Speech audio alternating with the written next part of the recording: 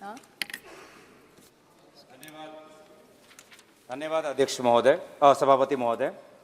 आज ये जो संशोधन कानून हम जो लाए हैं, ये संशोधन कानून जल प्रदूषण के साथ संपर्क रखता है और बहुत अफसोस की बात है कि बार बार ये केंद्र सरकार कहती है कि हम आर्थिक व्यवस्था में देश आज विश्व गुरु बन चुका है, लेकिन ये दुख से कहना पड़ेगा कि प्रदूषण के मामले में भी आज हमारा भारत देश एक विश्व गुरु बन चुका है। अगर आप वायु प्रदूषण की बात करें तो दुनिया में सबसे 10 जहरीले शहर जहां पे सांस लेना भी जान को जोखिम में डालना होता है, वो आज भारत में है। अगर आप जल प्रदूषण की बात करें तो नीति आयोग के खुद ही रिपोर्ट में ये कबूल किया है कि दुनिया भर के 122 देशों में जहां पे जल प्रदूषण बहुत एक संवेदनशील मामला है, उन 122 देशों में इंडिया का जो रैंक है वो 120 में है। सर, वर्ल्ड बैंक कहता है कि यहाँ पर 70% जो हमारा सरफेस वाटर है वो अगर हम पिए तो वो हमारे जीवन के लिए हानिकारक है। गंगा जिसकी हम सब पूजा करते हैं, माँ गंगा में लगभग 40,000 मीट्रिक टन का सुवेज जाता है। यमुना में जहाँ पे लोग छठ पूजा के लिए जाते हैं, हमने देखा है वो चित्र कि सारे तरफ प्रदूषण का झाग है और इस प्रदूषण के झाग में हम छठ देवता को हमारे लोग पूजा कर रहे हैं। कितनी दुख की बात है। असम में भी सर हमारा सेंट्रल पोल्यूशन कंट्रोल बोर्ड ने कहा है कि ऐसे 11 स्ट्रेचेस हैं 10 नदियों में जो बहुत ही प्रदूषित है। वो कौन से नदियां हैं?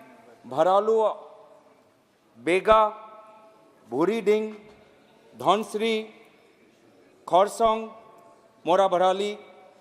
तो बहुत दुख लगता है सर कि भारत नदियों का देश है और इस नदियों के देश में हम अपने नदियों में हर दिन बिना ट्रीट किए हुए कचरा, चाहे इंडस्ट्री का हो चाहे हमारे घरों का हो, हम वहाँ पे डाल रहे हैं।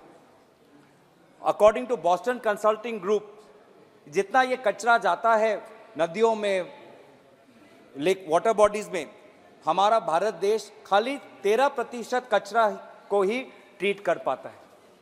और ये जो चूक हो रही है हम सब से, इसमें मैं राजनीति लाना नहीं चाहूँगा, ये चूक हम सब से हो रही है। इसके कारण क्या, इसका प्रभाव क्या? हमारे बच्चों पर आज उनमें टाइफाइड हो रहा है, कॉलेरा, हेपेटाइटिस।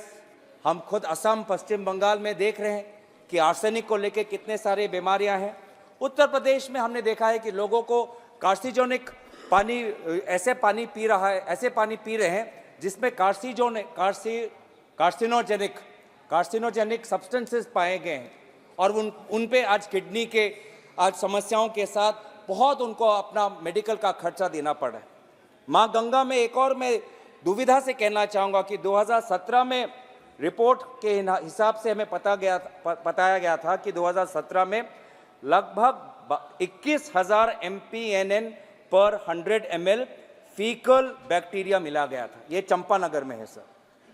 2017 में लगभग फीकल बैक्टीरिया चंपानगर में माँ गंगा के तट पर लगभग 21,000 MPNN पर 100 ml ये मैट्रिक है। और 2021 में ये बढ़ा, 2021 में उसी स्थिति पे 21,000 से 31,500 MPNN पर 100 ml माँ गंगा में ये फीकल बैक्टीरिया मिला। कितनी दुख की बात है। उसके बावजूद भी सरकार अपने पीठ पे थपथपाना चाहती है। वो कहती है कि काम हुआ है, प्रगति हुआ है। क्या प्रगति हुआ है सर? कि 2018 में उन सेंट्रल पोल्यूशन कंट्रोल बोर्ड को 351 पोल्यूटेड स्ट्रेचेस मिले और 2022 में वो 351 पोल्यूटेड स्ट्रेचेस 311 का हो गया। बस इतना ही। इसी को लेके खुश हो रहे हैं कि 351 से 311 4 साल लगे, बस इतना ही। तो इसको लेकर मुझे लगता है कि सरकार को अपना पीठ थपथपाना नहीं, अपने आप को और सतर्क करना चाहिए। और इसीलिए हम अपेक्षा करते थे कि जैसे आदरणीय सुप्रिया जी ने कहा कि हमारे जो मंत्री हैं उनका सभी का हमारा सम्मान है, लेकिन ये उनका जो विभाग है अब पर्यावरण की रक्षा के लिए नहीं है, उनका विभाग उद्योग की रक्षा का विभाग बन चुका है। ताकि उद्योग को रक्षा मिले, इसलिए उनको और क्लियरेंस मिलते जाए, आसानी से क्लियरेंस मिलते जाए, जल्द से क्लियरेंस मिलते जाए। तो पूरा पर्यावरण का संरक्षण से उद्योग का संरक्षण का विभाग बन चुका है। और हो सकता है क्योंकि वे इतने सज्जन हैं इसीलिए उनका मिसयूज किया जा रहा है। अगर वो थोड़ा उनके वाणी में हमारे प्रति कटुता होता, हमारे ऊपर आरोप लगाते, हमको गाली देते, तो शायद उनको और शक्तिशाली एक विभाग मिलता और उनको और शक्ति मिलती। लेकिन ऐसा नहीं, वो सज्जन है और इसी सज्जन व्यक्ति होने के नाते उनके एक कमज़ोर मंत्रालय और कमज़ोर कानून का जिम्मेवारी उनको मिला है। आज 2018 में माँ गंगा में क्या हो रहा है सर? रिसर्च ये कहता है कि इन 10 रिवर्स, बोलने दीजिए, गंगा की बात करें, गंगा की बात तो सुनिए, गंगा की बात कर रहे हैं, कितने करोड़ों रुपए खर्च किए गंगा, नमामि गंगा पे। और क्या हो रहा है कि नमामि गंगा में 2018 में लिखा गया है कि out of the 10 river systems in the world, the river Ganga carries 93% of the plastic and which ends up directly in the oceans. There are so many sewage treatment plants जो काम नहीं कर रही। तो आपने नमामि गंगा, आप तथ्य दे दीजिए। मैं तथ्य मैं मांगता हूं कि नमामि गंगा में आपने हजार लगभग 12,000 करोड़ अपने रुपए अपने खर्च किए हैं। कितने सीवेज ट्रीटमेंट प्लांट्स नहीं काम कर रहे, उसका विवरण ये दे। साथ ही साथ मैं सारा जिम्मेवार मैं केंद्र सरकार पे नहीं डालना चाहता। बहुत से छोटे छोटे उद्योग है माँ गंगा के तट पर, ये छोटे छोटे tanneries, chemical, so under, I'm not yielding sir, under what rule? Are you yielding? No, I'm not yielding sir, he's not quoting a rule. माँ गंगा के तट पर बहुत से टैनरीज हैं, केमिकल इंडस्ट्रीज हैं, स्लॉटर हाउसेस हैं, टेक्सटाइल्स हैं। ये छोटे छोटे उद्योग सर, अगर इनको भी अपना इंडस्ट्री, अपना जो एमिशंस साफ करना है तो उनको मदद चाहिए, उनको पैसे चाहिए, उनको क्रेडिट चाहिए, उनको टेक्नोलॉजी चाहिए। तो ऐसे ऐसे छोटे उद्योग को तो हम पनिश नहीं कर सकते, ये micro medium small medium industries को हम पनिश नहीं कर सकते। तो ऐसे छोटे मध्यम वर्ग के उद्योग को केंद्र सरकार क्या मदद करेगी, हम वो भी जानना चाहते हैं। लेकिन जहां पर ये छोटे उद्योग को मदद करें, बड़े बड़े उद्योग पर ये कितनी सतर्कता से अपनी नजर रखेंगे वो भी पूछना चाहते हैं।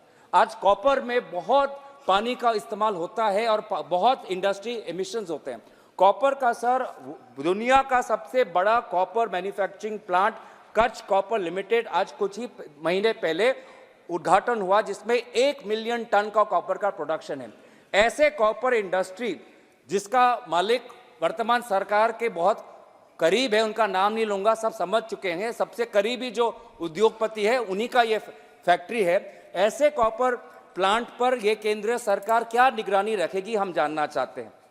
Sir, the crux of the bill sir, ये बिल वैसे तो है राज्य सरकार की ताकत को कम करने का, लेकिन इसका जो दो मूल जो उद्देश्य है, जैसे हाथी का दांत एक खाने के लिए, दिखाने के लिए, तो ये जो हाथी का दांत जो छुपा हुआ है वो ये है सेक्शन 4 में, provided central government by notification in the official gazette exempt certain categories of industrial plants from the provisions of this subsection. कौन है ये कैटेगरीज?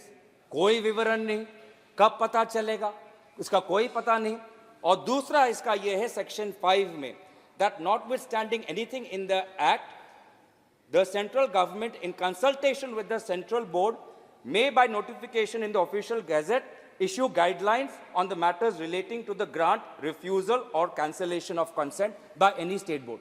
तो बीच बीच में ये नोटिफिकेशन निकालेंगे और अगर स्टेट बोर्ड ने कोई कदम लिया जो इनके साथ इनका मंजूरी नहीं है तो वो स्टेट बोर्ड का कैंसिल, परमिशन, हर कुछ चेंज कर सकते। तो ये दो मेन चीजें हैं।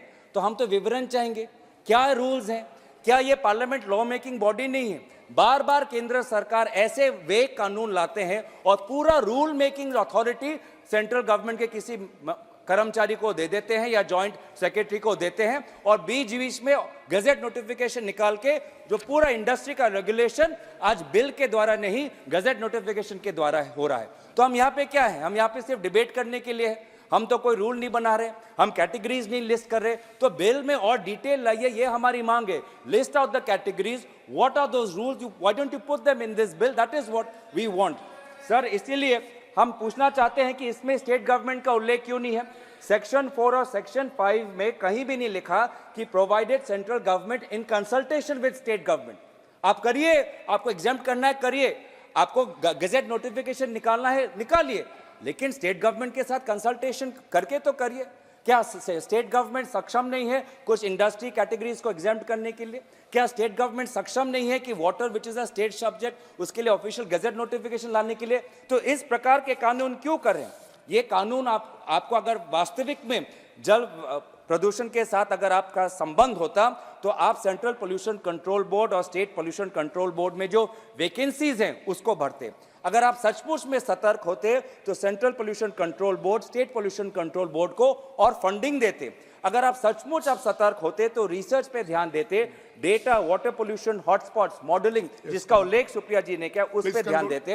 अंत में अगर आप सचमुच सतर्क होते तो कैपेसिटी बिल्डिंग, आज ये विभिन्न जो कानून हैं इसके जो छोटे छोटे अमेंडमेंट्स है, सेक्शंस है, अगर आप लोकल पंचायत में जाएंगे, लोकल अर्बन बॉडीज में जाएंगे, म्यूनिसिपल गवर्नमेंट्स में जाएंगे, डिस्ट्रिक्ट एडमिनिस्ट्रेशन में जाएंगे, उनको पता नहीं तो किस प्रकार का आप अवेयरनेस करेंगे इंडस्ट्री के बीच में, लोकल सरकार के बीच में, लोगों के बीच में? तो इस प्रकार का अगर आप कानून करते तो आज जो हमारा देश जिसकी जनसंख्या बढ़ती जा रही है, जहां पे और शहरीकरण हो रहा होगा, ये समस्या को मद्देनजर रखते हुए एक ठोस कानून लाते, ना कि आप ये कमजोर कानून जो ला रहे हैं जिसका हम घोर विरोध करते हैं। धन्यवाद। Thank you.